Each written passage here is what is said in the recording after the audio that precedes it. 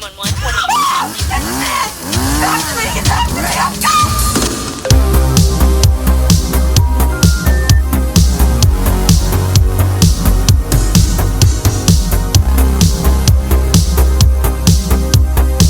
Whoa, whoa, whoa, whoa, whoa, whoa, whoa, everybody. You know what time it is. You know what time it is. You know what time it is. That's right. It's spooky season. And this is what week number 3 of us getting spooky with the season of spooky season.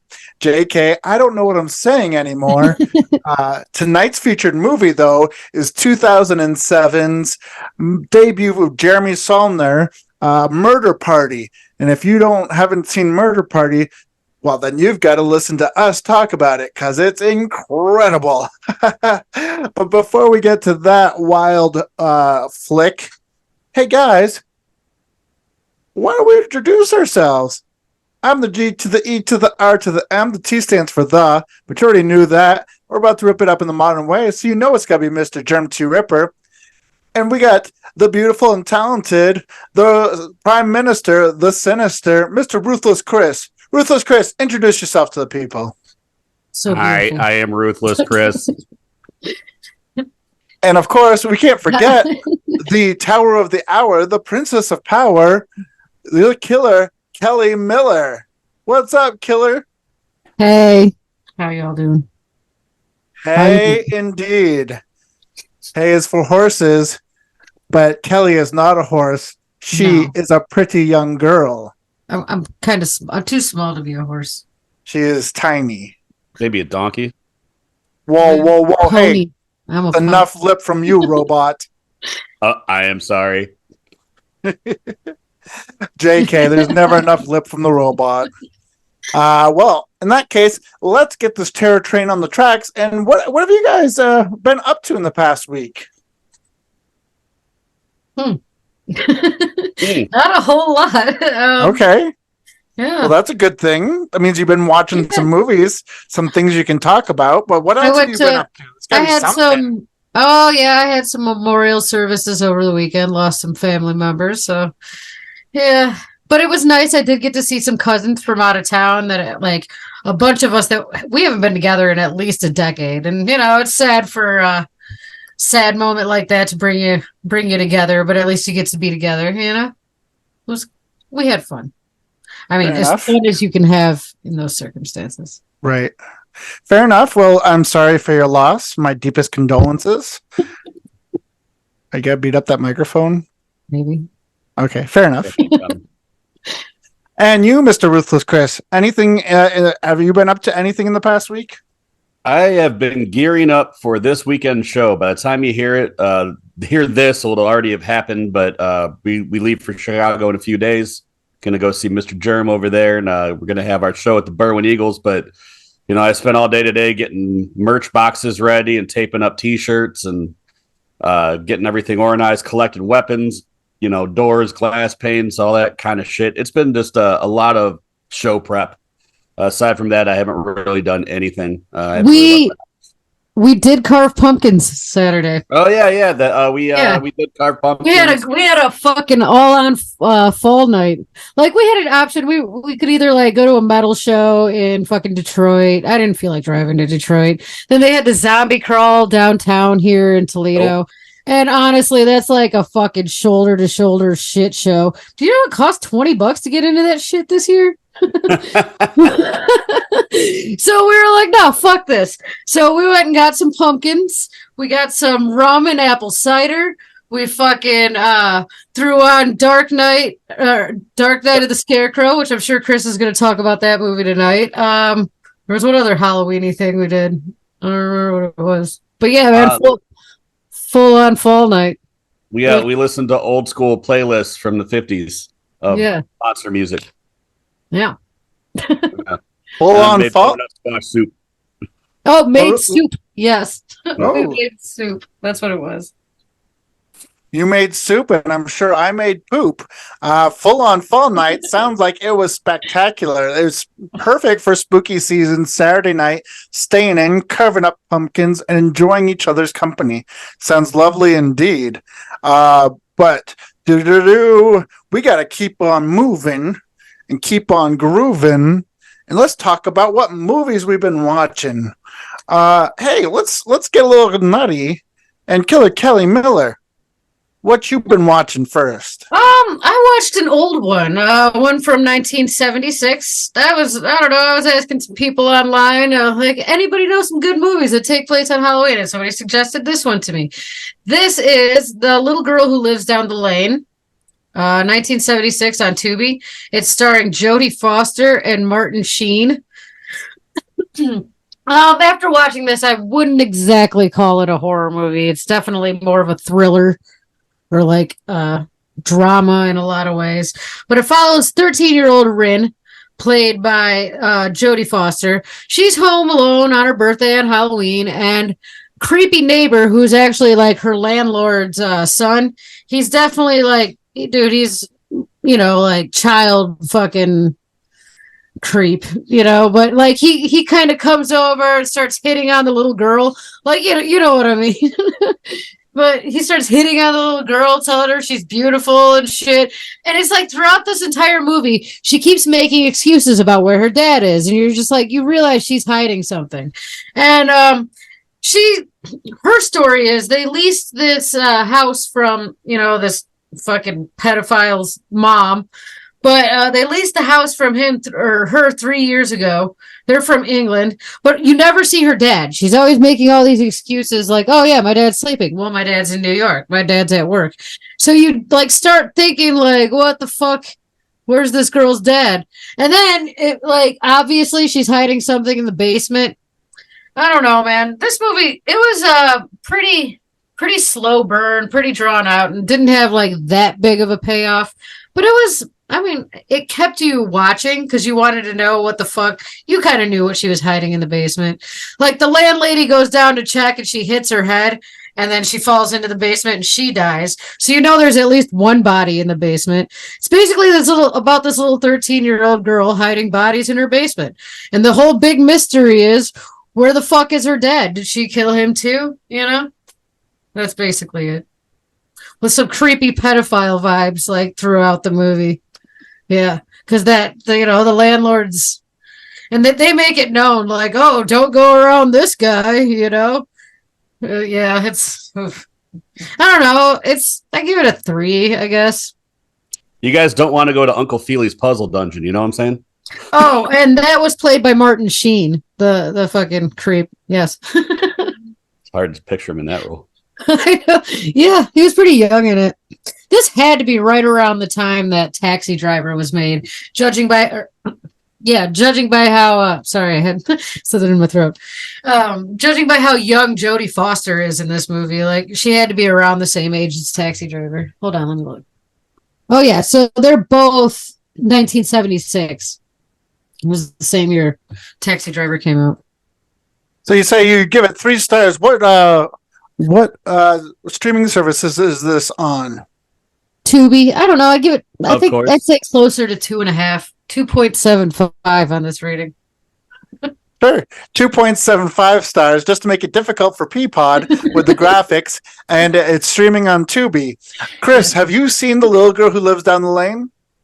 I have, but it's been a really, really long time, and I remember nothing about it. Like I saw it when I was like a teenager. It was a video store rental. It's hardly even a Halloween movie. Like the only thing that makes it a Halloween movie is the fact that on the first day, like the first opening scene, she's home alone on Halloween night. So it kind of sets the tone for the season. Fair enough. I mean, I seen it once, and I remember that, I think like you said, it's about a 3. Yeah. I didn't hate it, but I didn't love it either. It was definitely worth a watch if you're a Jodie Foster fan, or if you're a fan of suspenseful, weird films from the 70s. Definitely fits under, like, if it's not horror, I'd say it's horror adjacent and worth a watch. Yeah, hiding bodies in the basement. There's at least that horror element, Right. Which, I mean, a lot of modern horror kind of tips its hat to that idea. Mm-hmm. Pearl, would definitely be ancestor to the little girl who lives down the lane. But yeah, we'll say 2.75. We'll say 3, and it's going on Tubi. But hey, Chris, what you been watching, baby doll? First one I'm going to talk about, I was going to talk about last week, and I had to postpone it till this week. Remember, there was I had to pick. But I liked this so much, I didn't want to let it pass by. Had I seen it the year it came out, it would have been in my top 10 list. This is The Cursed. Terrible title for this film. Originally, it was called Eight of Silver. This is 2021 by Sean Ellis. This was a really cool, kind of gothic folktale. What you have is a family or a military sergeant who commits some war crimes against maybe some of the wrong people, and him and his family acquire a curse. And the curse starts turning everything around them into this certain type of monster that is coming for his family to atone for what he did to these people. The action is very fast. It's very bloody. Really cool, cute creature feature. It's got roots kind of in what stuff you've seen before, but it has its really own take on it. This was a really cool movie. I really enjoyed it a lot. I believe I watched it on Netflix, or maybe it was on Hulu. Can't recommend it enough. I see on the letterbox it's a little polarizing to people. This did have a theater run, but it was right post pandemic, so it really didn't move any needles in the theater. And I think the name is just awful for it, because there's a million movies with a similar name. I mean, even Kelli talked the previous week about how she went to try to watch this movie after me talking about it and watched the wrong movie because it was so similar to other things. But yeah, this is The Cursed. I give this 4 stars out of 5. Highly, highly recommend it. It is a period piece. And it's cool because it does span a couple little different time periods. It starts in one time period and kind of jumps back, which is cool. If it's low budget, you can't tell, and it has a really 80s kind of style of special effects. There is some digital stuff, but most of it's practical, which I really did appreciate. So yeah, would highly recommend The Cursed. 4 out of 5 stars. Sweet. That sounds like an exciting film to watch. I don't think I've watched it. I actually checked Letterboxd while you were talking, because sometimes I think I haven't seen a movie, and then there are times when I've seen it. But yeah, I'm going to have to check that out. You say you think it's on Netflix, and it's 4 out of 5 stars. It's on Hulu. I looked it up while we were chatting. Hulu. All right. You do, we do. That voodoo, that Hulu. How about you, Kelli? Have you seen The Cursed? Nope. As he said, I tried to watch it, but I ended up watching another movie on Hulu called The Accursed, like ACCURSED. This ended up being I completely even forgot I watched that, or I might have talked about it today. But yeah, it's not even really worth talking about. It's a witch movie that started out interesting and then took a hard nosedive, and you were just like, this is lame. There were so many scenes that just had me like, but yeah. Accursed. Don't watch that. Watch Cursed, the one that Chris watched, because that's the one I was trying to watch and I still mean to watch. All right. Sounds good. I like it. I love it. Give me more of it. Well, I'm going to keep the train chugging along, choo-choo, and talk about a movie that I just watched before logging into recording of this episode. It is unfortunately not take place on Halloween, but I loved it so much that I have to talk about it. It is Alex Phillips' debut full-length film. It was released last year, and it is a doozy. It's called All Jacked Up and Full of Worms. This film is bizarre, and I loved every minute of it. Thankfully, it's only an hour and 12 minutes, which feels like the perfect length for it. And I don't know why I said thankfully, because maybe if it was too long, it wouldn't have hit the same way. But it's about these strangers, and they're very odd, quirky characters, and they sort of like their lives intersect with each other in weird ways. But in this movie, in this world that this movie lives in, if you ingest earthworms, you hallucinate. It's like a trippy drug. And it's just plain earthworms, because there's even a scene where they break into a live bait and tackle shop, like fishing supply store, and they kill the clerk in order to steal his worms to get high. There's so much more. It's like it's super hard to describe. It's very much like if Joe Bagos, of Bliss and VFW, were to make a film crossed between David Cronenberg's Naked Lunch. It's a lot of drugs, a lot of sex, a lot of weird lighting, very little budget, you can tell. But I just saw that the director, Alex Phillips, is from Chicago, so I may try and hunt him down and be like, hey, tell me how you came up with this idea of all jacked up and full of worms, because it's amazing. I'm a big fan of this film immediately.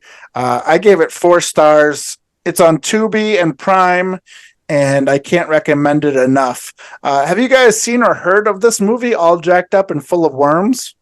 I have not. I watched like half of it. There was a storyline going on in there that started making me feel real uncomfortable. I don't know if it went the direction it hinted it was going at, but it made me not really want to watch it, and I ended up turning it off. Hopefully it didn't go that direction. But yeah, I mean, there was definitely some cool filmmaking and all that going on. There was just something that I didn't really like. Story element wise, I just didn't really enjoy watching that. I had to dip out. So I feel like I have a complete opposite feel than you on this one. Fair enough. And we don't have to tiptoe around it. It starts off with one of the main characters getting a doll in the mail that he's telling people is his baby, but it's an infant-sized sex doll. He doesn't have sex with the doll. Good, because it made it seem like he was fucking gonna, that's for sure. Yes. It is definitely uncomfortable. That element is definitely uncomfortable, but I think this is a great film regardless. But anyways, yeah, I highly recommend it. Chris does not, and Kelly has not seen it. I say 4 stars. Watch it on Tubi. Get uncomfortable. But let's keep the train of chugging along. Killer Kelly, what you got next for us on the second round? I watched one from 2019. This one was all right. All of mine were just mediocre tonight, but they're all something new, so always watch something new. But this is Candy Corn 2019. You can watch this on Hulu. Written and directed by Josh Hasty. It is starring PJ Souls, from the original Halloween, probably, and Carrie. And yep, Tony Todd is in this. Courtney Gaines, who plays Malachi from the original Children of the Corn. Yeah, but this is basically your cliche setup. Halloween night, there's a bunch of dickhead kids who have a tradition of bullying the special needs kid. I don't know, he might be autistic or something, but he works at this traveling carnival this year. And the night before, they're, fucking with him, and they take it way too far. Kid dies. Well, Dr. Death, he's a little person from the traveling circus who does like voodoo and stuff. He resurrects Jacob. Jacob is the name of the kid that died. Oh, by the way, these kids, they all look like they're hitting 30. So there's that. An alone in the dark situation? Yeah. Scared of the dark situation? Yeah. But he resurrects Jacob. Jacob comes back to, get his revenge as a masked killer who takes out the people who wronged him one by one. PJ Souls and Courtney Gaines are sheriffs. The sheriffs at first are called in to investigate, but they kind of try to brush it under the rug, and until, more people start turning up missing and shit. So they can't really ignore it anymore. But yeah, this is basically your average revenge horror movie. It just happens to take place on Halloween and with the traveling carnival aspect. It had a feel of like, you can definitely see the Rob Zombie influence in this. I'm sorry. I haven't figured out the microphone yet. We're only like 80 episodes in. But yeah. That's Chris, what did you think about this movie? Because I thought it was like I said, it's just mediocre. If you're looking for a fucking marathon of Halloween movies, you might throw this in, but I wouldn't say it's like a recurring traditional one that not that I would want to watch anyway. I felt the Rob Zombie influence, and I'm not a big Rob Zombie fan personally, but it's worth a watch. I didn't like it. I thought it was boring as shit. Not a lot happens in it. No, I don't know.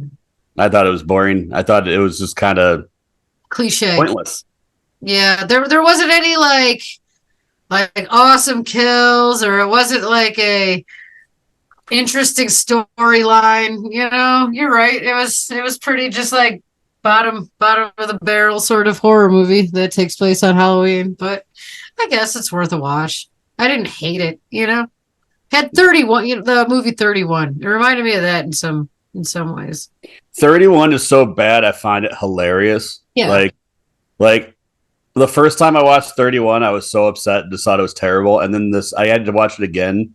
And then I was just laughing hysterically the whole way through because every decision is so absurdly stupid. Like, yeah, let's have a Nazi midget clown who's Spanish. Yeah. This was a Diet 31, basically. Yeah.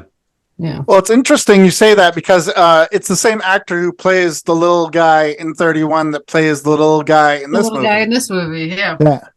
Same actor. I just looked it up on Letterboxd because I know that I've watched it. I own a copy of it.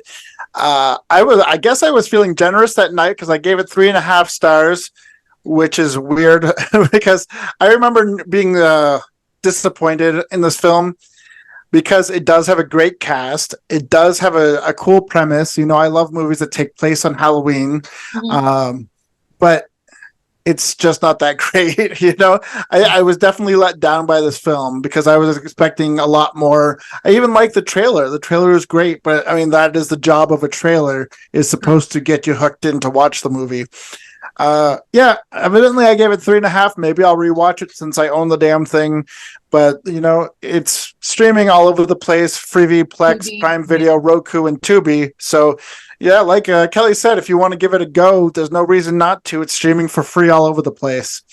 But, yeah, I said 3.5. What do you guys give it? I gave it a 3. 2. That's generous. Another 2.75, I suppose. Well, alrighty then. Let's keep on chugging along. And Ruthless Chris, what you got for us on the second round going around, baby? So I watched a brand new movie. It came out last week. This is a Hulu original called Appendage by Anna Zlakovic.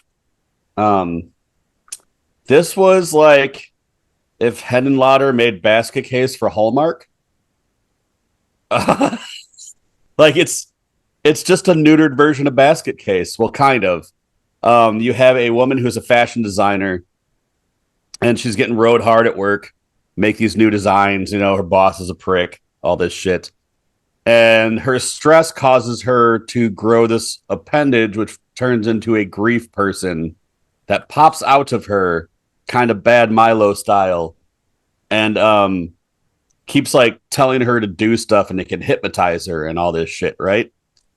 The tone of the movie is played very seriously, but the way the creature looks like they had them out as much money as when they made Belial for Basket Case. I sent a screenshot of it to Kelly, and she's like, "Is that a turd person?" But it turns out, so she ends up finding the support group, and there's other people. Like, this is a common thing in this world that's just not talked about, where they all have their grief appendages, and the things can like hypnotize them to do things or say things. So the group, every meeting, they give them all syringes so they can keep their appendage subdued. This one does some interesting stuff. It's a little wacky. Like I said, it doesn't really go for it like Henenlotter did. You could tell they watched Basket Case. Or like, you know, we could do that, but you know, let's make it to where anyone can watch it. You know, Like it's basket case minus the sleaze and the sense of humor. Like it's not funny, and which is really weird because you'd think it would be with how they made the monster look, because it just looks like a pile of shit with Does it like a turd man. yeah, it looks like a turd man with like glazed over fucking baby blues, just like hypnotizing bitches and staring into their souls. It does. It does have like this really interesting angle it takes towards the end that doesn't really pan out very well, but it was kind of interesting. The acting was very good. The only thing that really like made this feel cheap was the monster, because it was like well filmed, well acted, like it was shot beautifully, and then you have like this weird turd man and this fucking thing chained to the radiator getting shot up in its neck with drugs. All in all, I don't know if I'd recommend it. I guess it's worth a watch. I'll probably never watch it again. It was interesting. I gave it 3, but like even thinking back on it, I'm thinking it's more of like a 2.5-er. So yeah, that's Appendage on Hulu, 2023. It came out like a week ago. Well, 2 weeks ago by the time you hear this. Fair enough. That sounds like some interesting body horror. Sounds like it tried to be really smart. With the grief thing and the feelings, and which is very popular theme nowadays, with mental health and everything. Would you say that it was trying to be smarter than it actually was? You ever see a movie that has a smart concept, but they're so like ham-fisted and they overplay it so hard to where it just doesn't feel intelligent anymore? It was like, yeah, oh yeah. It's kind of like that. The one thing I will say about it is it gets going pretty fast. Like the appendage or the turd man's out of her probably within like 20 minutes of the start of this movie. So it's not one of those movies where it's like 40 minutes of story and exposition and then like the shit happens at the end. It's happening throughout the whole thing. And there was like little tiny like doses of Fight Club in there. Like the little turd man's kind of like a little Tyler Durden, his little stupid speeches. I don't know, man. Tyler Turden. Tyler Turden. I mean, now I'm even more interested in that, because that was a great Fight Club was great commentary on like a hyper masculine society, and yeah, but that was smart, dude, bro, antics. So maybe I want to see a little turd man be a dude bro. Who knows? Sounds like some cool body horror though, and I do enjoy body horror.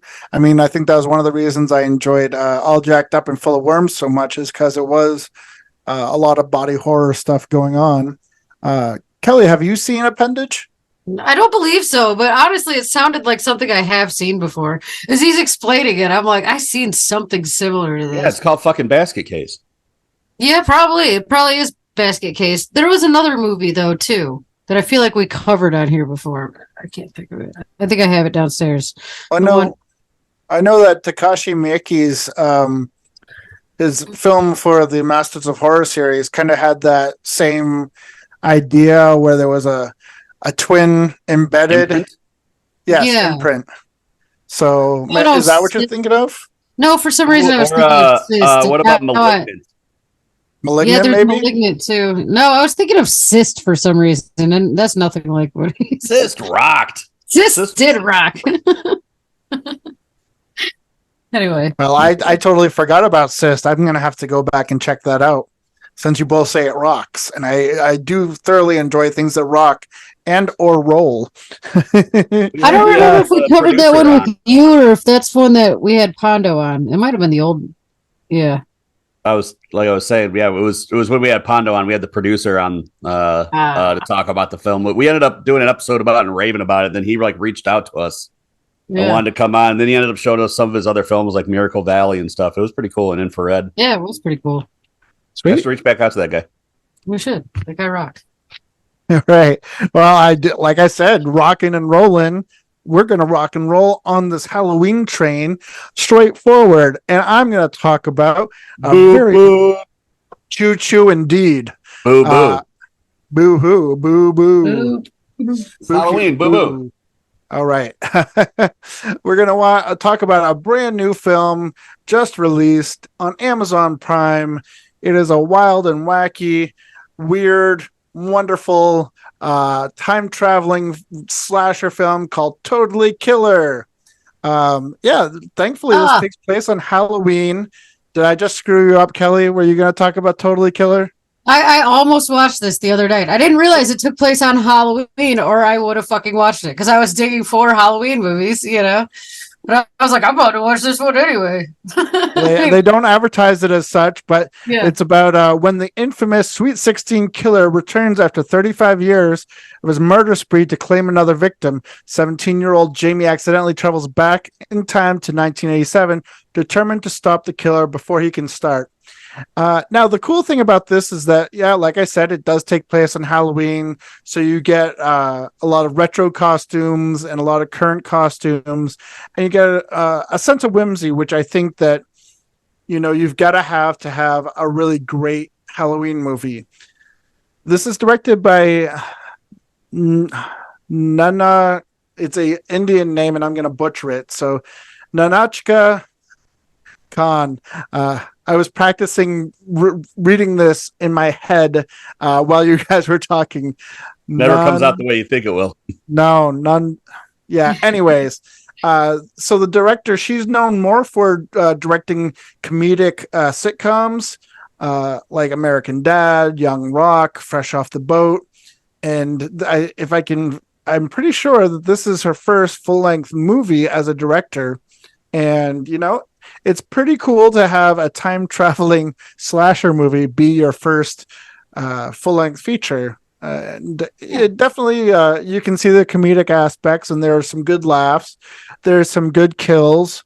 And yeah, I liked it a lot. I wanted to give it a higher score, but maybe I just was expecting too much. I'm not sure. Or maybe there was too much nostalgia porn for my liking.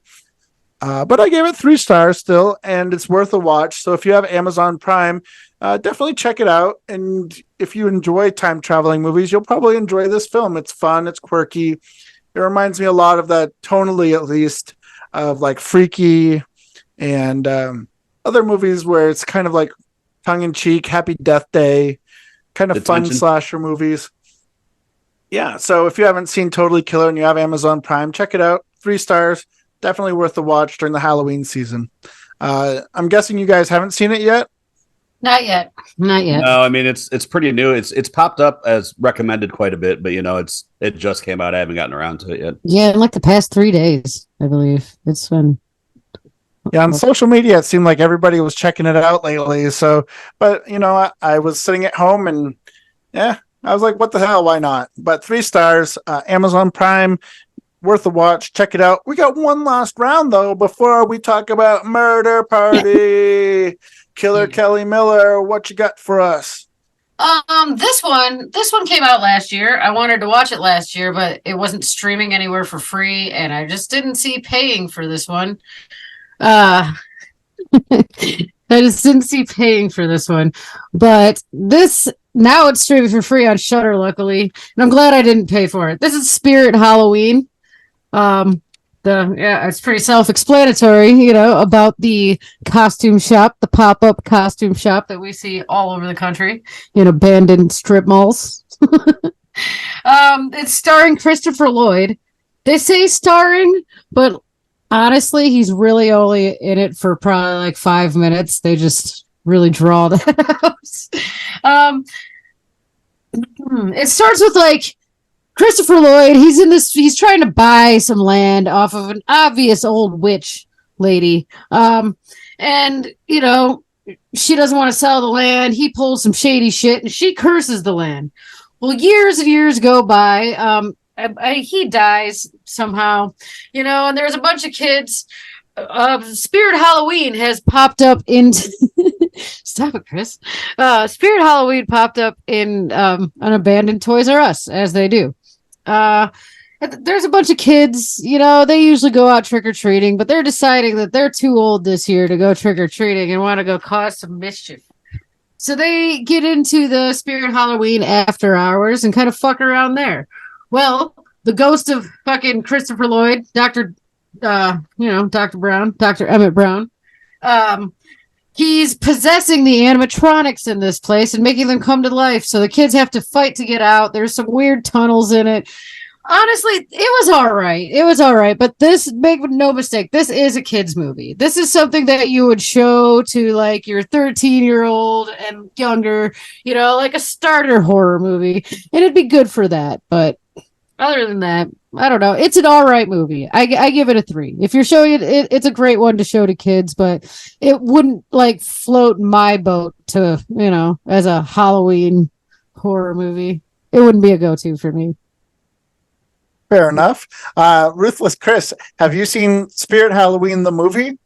No, I had no interest in it. I saw that it was a dumb kids movie marketed after a chain store, but I had no interest in it. It is basically what it is. It's like straight up cliche shit, kids stuck in there fighting animatronics. It's very kids movie.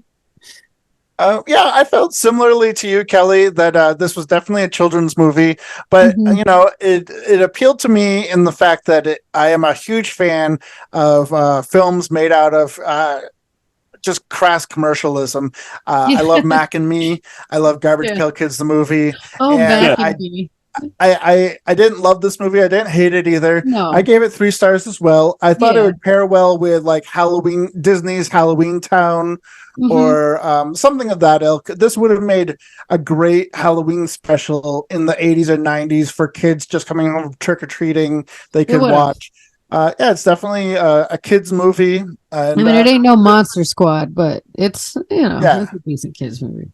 Monster Squad is at least like edgy enough that adults can enjoy it, but this is it pair well with Halloween Town and pair well maybe with Ernest Scared Stupid. I can see that. Something along that lines. But I gave it 3 stars as well, and it's streaming on Shudder. So if you have Shudder, definitely check it out.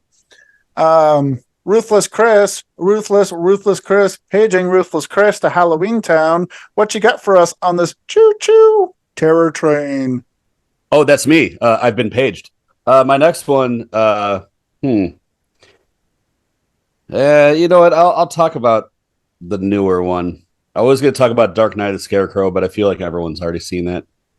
I watched the new VHS 85. By the looks of things, Germ would rather have me talk about Dark Knight of the Scarecrow. I think you should. I think it's more. Talk about what you want to talk about, baby. Yeah, do you? Do it. Do VHS.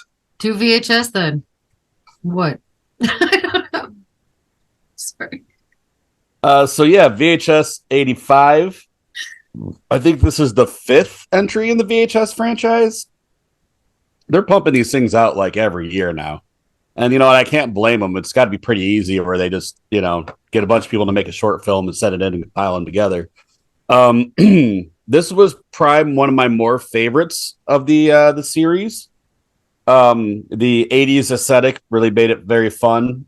They did some interesting stuff that they haven't done in any of the prior VHS movies, namely connected some of the stories. And then they did something with the end story to where it like got out of the handheld camera range story wise, but it still looked that way. They just did something really subversive with it, which I thought was really cool. There was only one story in this I really didn't like, and that was like about a virtual reality kind of program thing. I found that one to be really fucking annoying, except for the little gore money shot at the end. I thought that was pretty funny. One of the highlights for me was what you think is a natural disaster story of people just trying to survive an earthquake, and it turns out to be much more than that. That one was really cool. I didn't see where that was going. Where the way they connected 2 of the stories, I really found satisfying, because the very first story, you feel like it kind of cuts out right when it gets interesting, and then a later story like falls back into that, but it tells it from a whole different perspective, which I thought was really cool. This is probably one of my more favorites of the series. Really dug it. Would definitely recommend it. I give this one 3.5. It's on Shudder. Yeah, very cool. Yeah, I'm not a huge fan of this franchise. I remember seeing the first one in the theater and was greatly disappointed. I think it was more or less because the magazines and websites and stuff had hyped it up so much at the time. I've gone back to rewatch the first one and I like it more now. And I watched VHS 85. And once again, like you said, though, the fact that two of the vignettes are connected was great. And other than that, though, it was kind of like, okay, I watched it. That was a movie, you know. But you really do not enjoy found footage, and I think that might hamper your ability to enjoy it as well. And when the medium that is presented in, that the overall, like aesthetic of the whole series is, it's not something that's your jam to begin with, Yeah, but I mean, it's still like in the horror world, so I want to check it out regardless. But I gave it 2.5 stars. It's definitely worth a watch, and I'm just looking at the trivia right now, and it says that director Scott Derrickson said that his segment is in the universe of the Black Phone. Now I'm just trying to figure out which segment he did. It's the very last one with the cop and his son. Yes, that was a good one. The one that had like the interesting point of view that was talking about where it kind of finds for the first time its way out of the handheld camera range while still being part of that, which was weird. Right. I didn't think like the goth son really looked appropriate for 1985. Like No. There was no Hot Topic around, so you would not be dressing like that in 1985. But I think I really liked that. I really liked that vignette because the gore was reminiscent of like Lucio Fulci type gore with the eyeballs and the fingernails and the gore, just over the top gore. And I did like that the two segments were connected. I thought that was a really cool idea. But yeah, like you said, the fact that I don't like found footage films probably does hamper my opinion. But I gave it 2.5 stars. Kelly, have you seen this? Yeah, I watched it with Chris. Actually, watched it at my house. Yeah, I liked it. I agree with everything most of you said. I didn't care for that. Also, didn't care for that like digital fucking skit that was in that. Come to me, techno god. Yeah, that one was weird. That one was real weird. Yeah, but the rest of it, I really enjoyed. You're right, Chris, with the earthquake one. That one was cool as shit. Yeah, I liked this one. I don't know if I like this better than the last one. I'll have to watch the last one again, but I think I gave it a 3.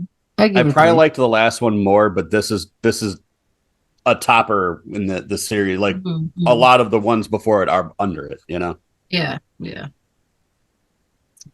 Very, very, very cool. So if you haven't seen VHS and you've got Shudder, do yourself a favor and check it out. The next film I'm going to talk about last time around before we get on to Murder Party is one that Kelly actually talked about last week.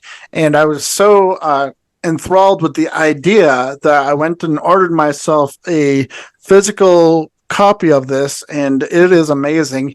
Might as well be my favorite film of 2023, or at least my favorite horror film. It is 2023's, directed by Samuel Bodwin, weird twist Halloween movie, Cobweb.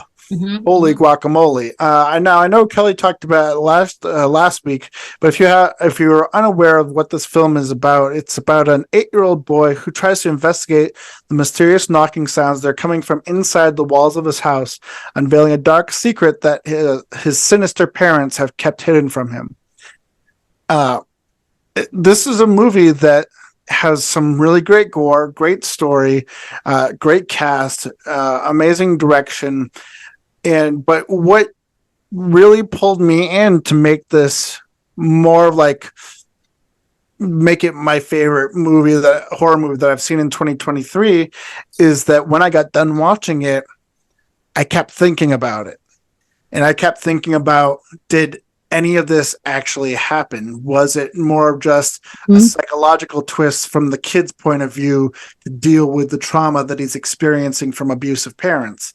And I think that's what got me more than anything else.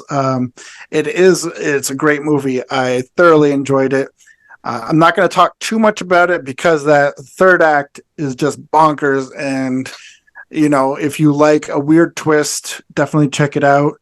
In my opinion, the subtext is akin to Parents. I think that came out in like the mid 80s, where it's more about like the kids, the abusive home that the kid lives in. But then, of course, it's got that amazing twist that is more akin to Barbarian that came out last year. So if you want a bonkers twist with some cool subtext, I highly recommend watching Cobweb.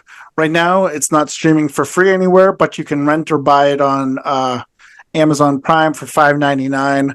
And I mean, right now it's been out for a little bit, so you can even get a physical copy for a decent price. It does take place on Halloween, so that's even better.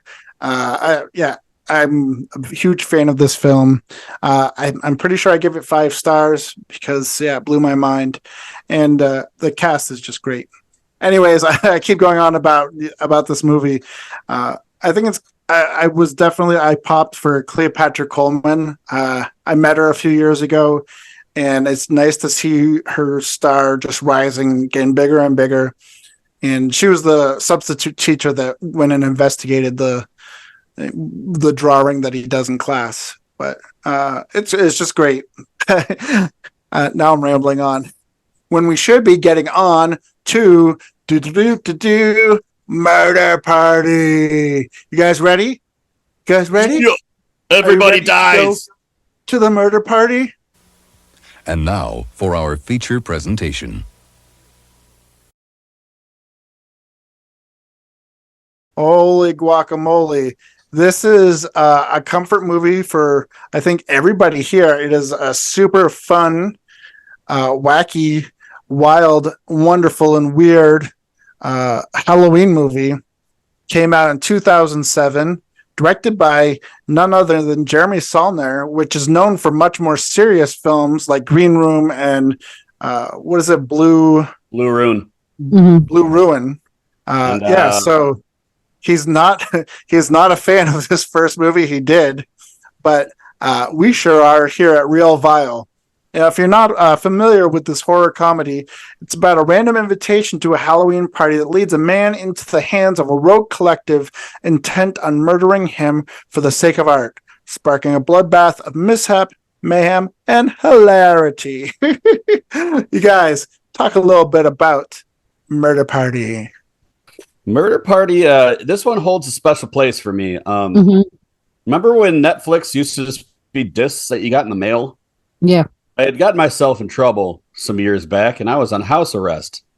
And Netflix really came through in the clutch. But a lot of times, Netflix would do a thing where they would sell you their old DVDs for a couple bucks. And Murder Party had a cool cover, so I ordered it blind. And I went in there. Man, oh man, did I love this movie. You know, it's definitely a Halloween go-to for me. It's no budget as shit, but it doesn't hamper it at all. I mean, a lot of this... I've heard this be described, and I think it's the most apropos way of describing it is it's Breakfast Club with lots of drugs and chainsaws. Yeah, wow. you have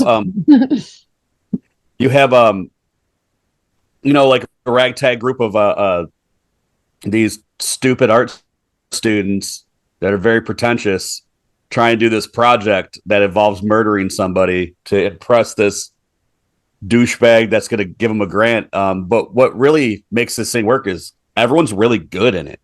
And if the acting was bad, this movie would suck. But everyone and most of these people were first time actors, where they went on to, some went on to do some stuff like Macon Blair who made the new Toxic Avenger. And he was in Green Room and Blue Ruin and all that. But they've gone on to do some things. But this is one of those things where it really hinged on the performances.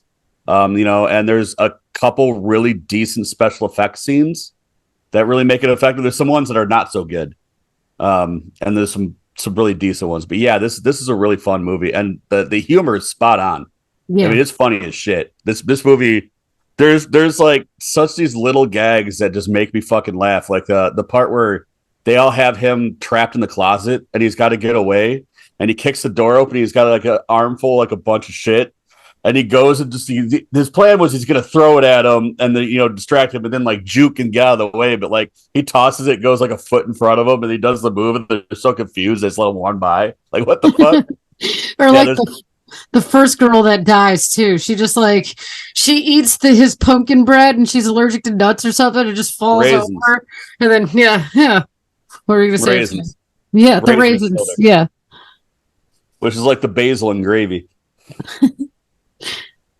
Yeah, I'm a huge fan of this film. And like you said, it's one of those ones that nobody really knew about, but through word of mouth, it's kind of like transcended into a much bigger thing.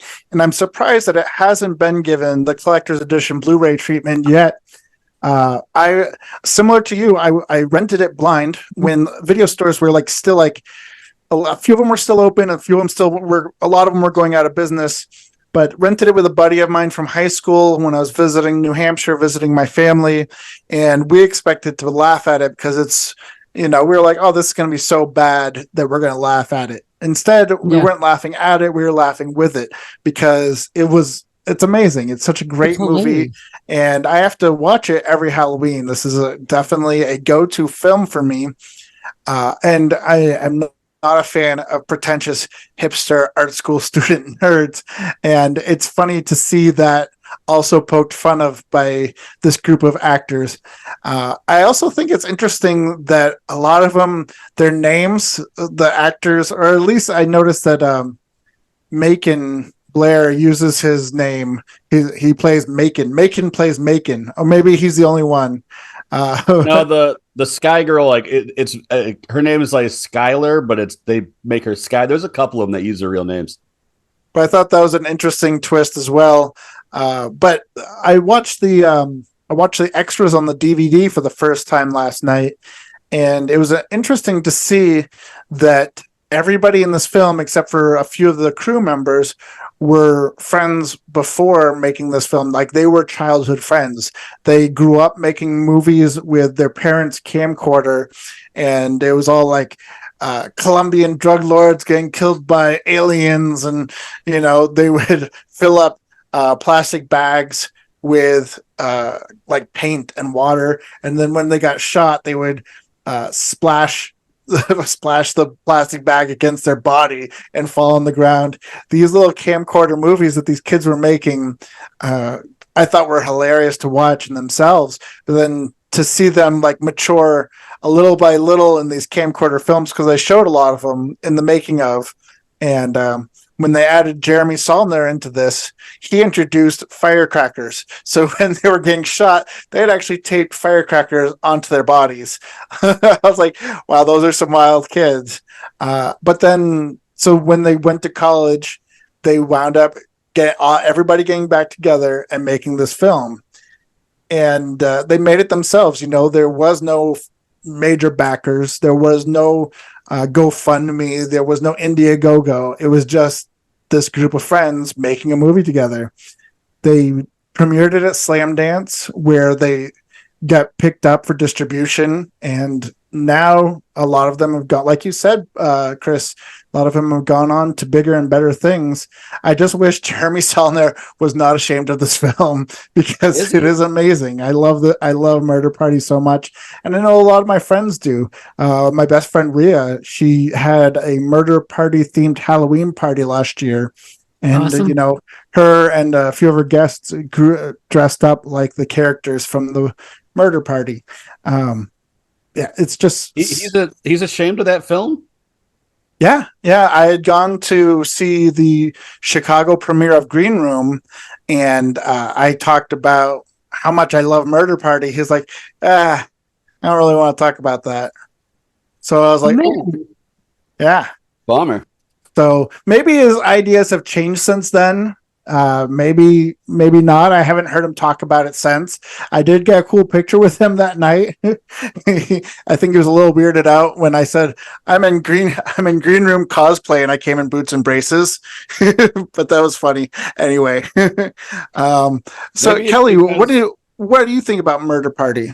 I love it, man. It's absolutely hilarious. It keeps you engaged from the opening scene, from when he finds the invitation, all the way up to that brutal ass third act, which is it's just great. I like the irony of the entire the ending of the movie, everybody dies, everybody, and then like they stumble into the party of the guy that they were trying to impress, and like the chainsaw scene, which causes a whole bloody mess in the one gallery room, and then it's just like people are just walking by like, oh yeah, that's creative art, look at the art that's made here.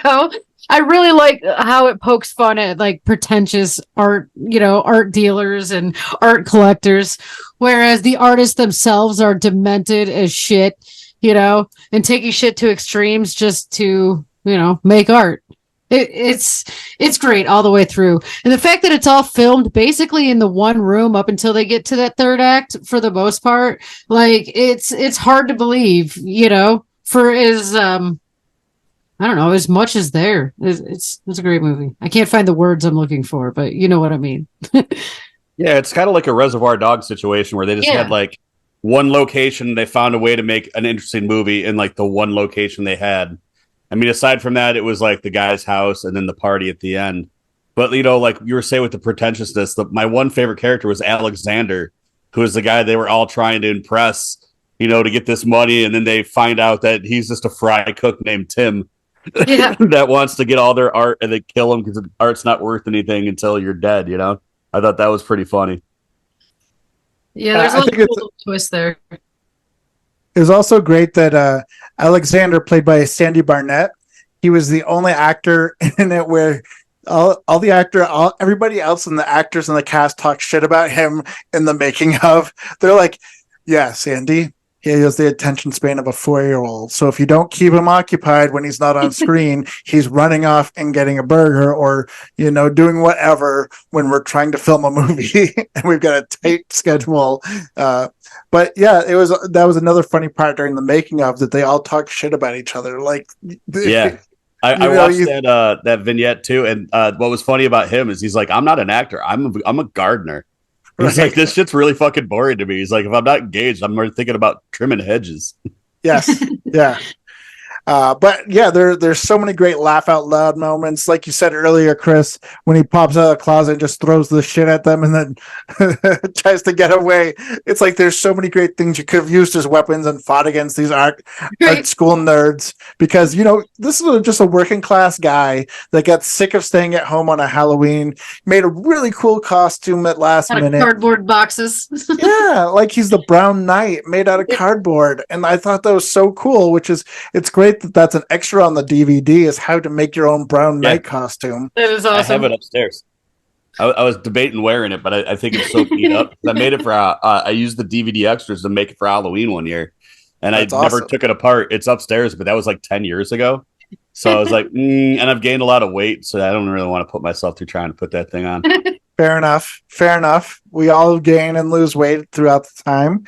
And then like another part that always makes me pop, and I feel like it is probably unscripted, I'm not sure, is when our main character, Chris Sharp, is sitting on the subway train trying to get to the murder party, and he's just staring straight forward at the camera while there's like black guy beside him is like rapping in his face. And I was just like, that's what it's like taking public transportation for real. Like they caught that on camera so well. I don't know if that was just random or if they thought of it on the spot.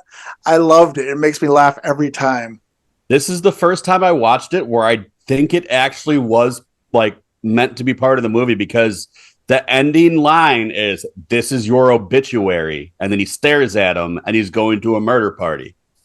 So I think maybe, he's just like freestyle and end with this. But yeah, he's just staring straight ahead. This dude's just rapping at him. And like, when he's done, just kind of stares at him like, Will. But yeah, public transportation is very much that. Yes.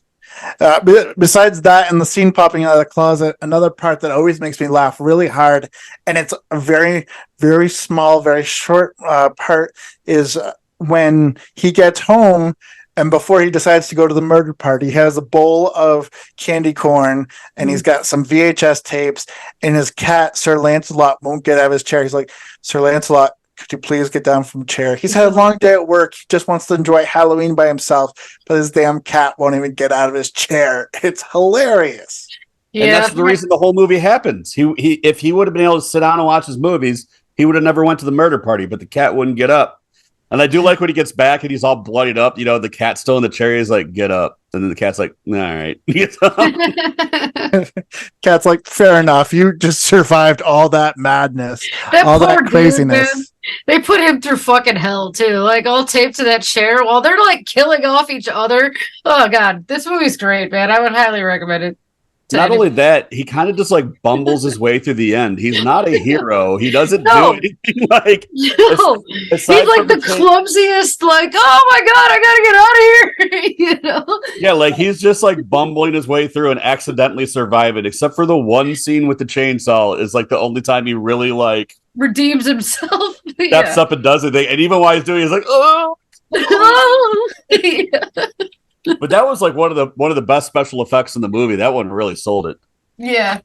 Absolutely. You know, and then the guy who plays, I think his name is Bill. I'm not sure. The guy that just loses it, the guy dressed up like the baseball fury. Yeah. He loses it. And that is where the tagline of everybody dies comes from. I mean, and it initially plays on, I'm not sure what type of handheld game that was. But like the middle of the movie, you can hear the game go, everybody dies. After they've all done so much drugs and they've all, you know, and each one sort of like had their own drug, you know, that guy was smoking weed. The truth serum? What's that? The truth serum? One of them had truth serum? They were one girl was injecting all each other with. snorting Yeah. cocaine the whole movie. Mm-hmm. Yeah, which, you know, And leads making to that whole freaking- Breakfast Club analogy where they sit around and they tell their truths, you know, which I think is brilliant, you know, to take a cool, wild spin at Breakfast Club with, like you said, Breakfast Club with chainsaws and drugs. But yeah, if you haven't seen Murder Party, make sure you do, because this is a Halloween staple for everybody that has seen it. And everybody that I know who's seen it loves it.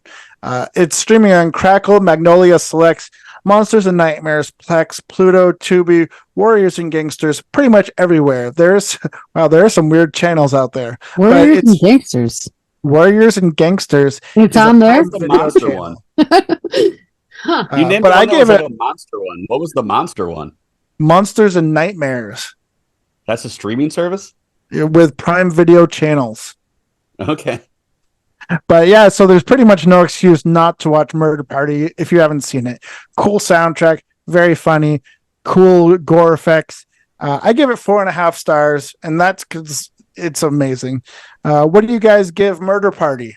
I have no complaints about this movie. I'd probably give it a 5, and I think I would probably give it 4.5. But I'm giving extra points for what they did on such a low budget. They just made an immaculate movie with it. So yeah, 5. It gets a 5 from me.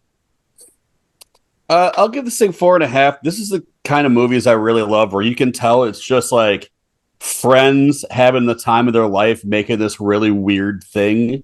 And like it just kind of oozes through the screen. You can tell that these guys are just having a blast the whole way through. And like just how clever they were with not having a lot of money, you know, like just the sight gags and all that. I mean, the guy running around looking for a plug for his chainsaw.